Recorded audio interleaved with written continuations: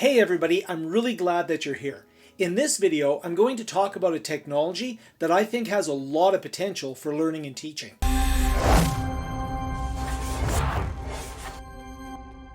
Virtual reality. Here you can see I have a couple of headsets. I have the Oculus Quest 2 and I have an HP Reverb G2. Now, they're a little bit different in terms of what they do, but in this video, I'm going to talk about 5 different ways that we can use virtual reality in education.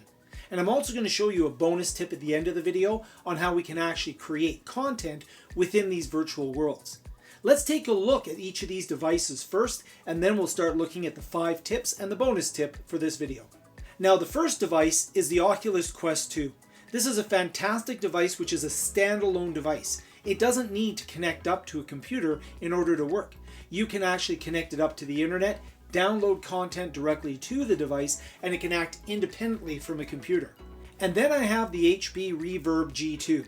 This device connects to your computer and then runs through your computer in order to create that mixed reality and that virtual reality environment.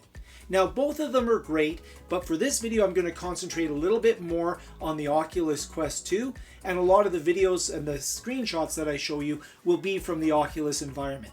But be aware that the same type of content exists for both types of headsets. Now, basically the way these devices work is that we put them on our head, we have stereoscopic viewports that gives us a 360-degree or a very immersive three-dimensional experience. And it is quite a stunning experience. I'm limited. Here on YouTube, I can just give you this flat experience, but I'll show you as best I can exactly how these would work within an educational environment. And then we can interact with that environment by using a couple of controllers, and this allows us to do things like point and click and move around that environment.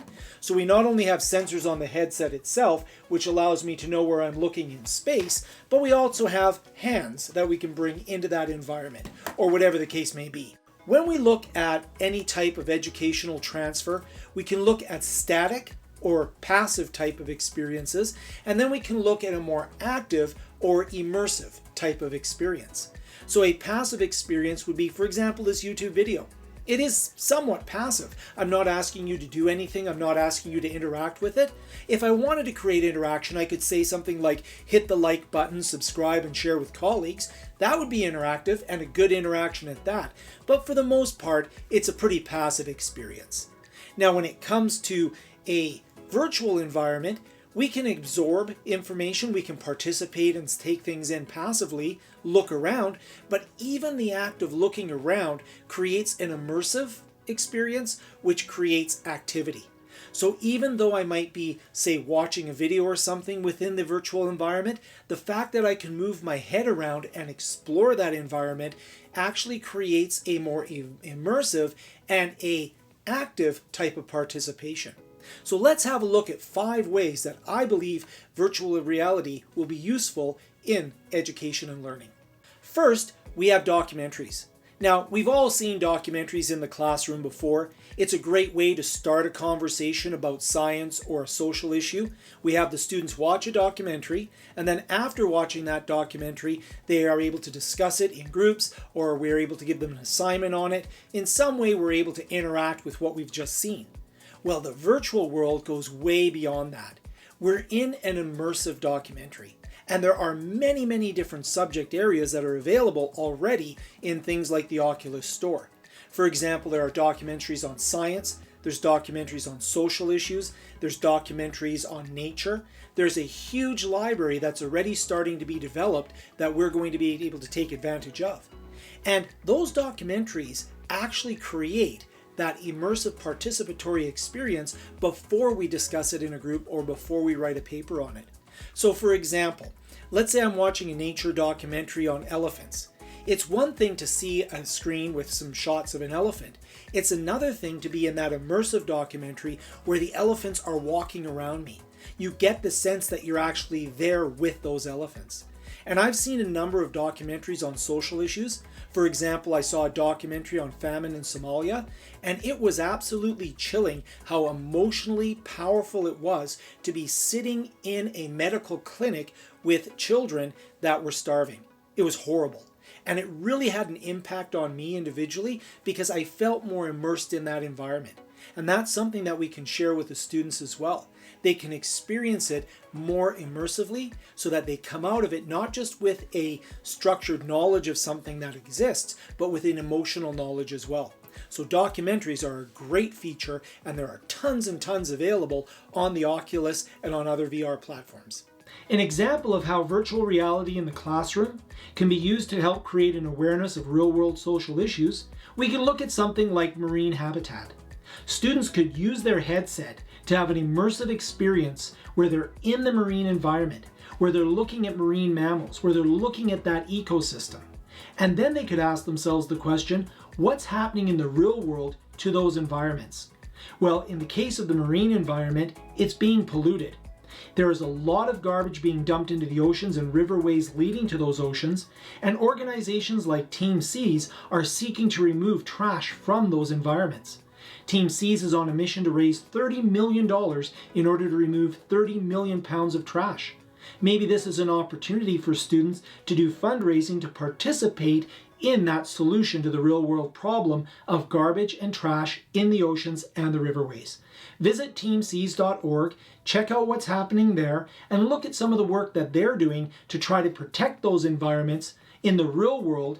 Even though we enjoy them in the virtual world, we have to deal with them in the real world, so it's a great way for us to make that connection between the two.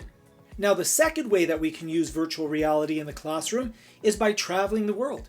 We can go and take tours of different cities that are available on the Oculus. We can go and we can watch natural places of the world such as Iceland or Greenland, or visit Antarctica, visit the South Pole. In fact, within one 10-minute period, I went to the North Pole and I went to the South Pole all through the VR headset. It was fascinating. Now, there is also interactive travel. So as an example, we have Google Maps or Street View, where we can go in and see a 360 version of Street View, and we can choose any location on Earth and then travel to that location.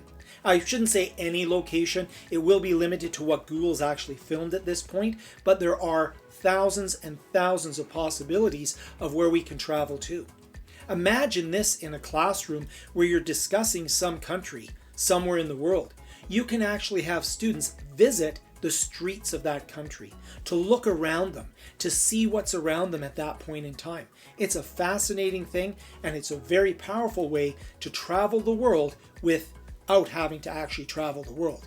Now, I would also say it's better to travel the world, but this is a great way to begin that experience. Now, a third way to introduce virtual reality in the classroom is through art and creativity.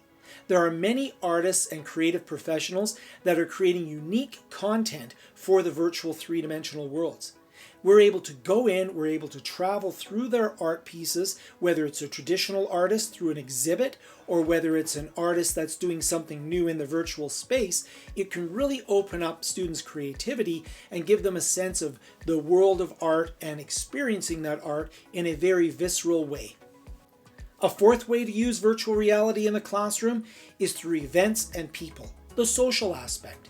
We're able to participate and interact with others in a social environment. Now, in a classroom environment, we could invite somebody into our classroom in a virtual sense, so we can have a virtual space where we collaborate. Now, this is often referred to as the Metaverse, or an area where we can go in. A good example of that might be Horizon's platform or the Facebook Metaverse. These are all places that we can go and interact with others.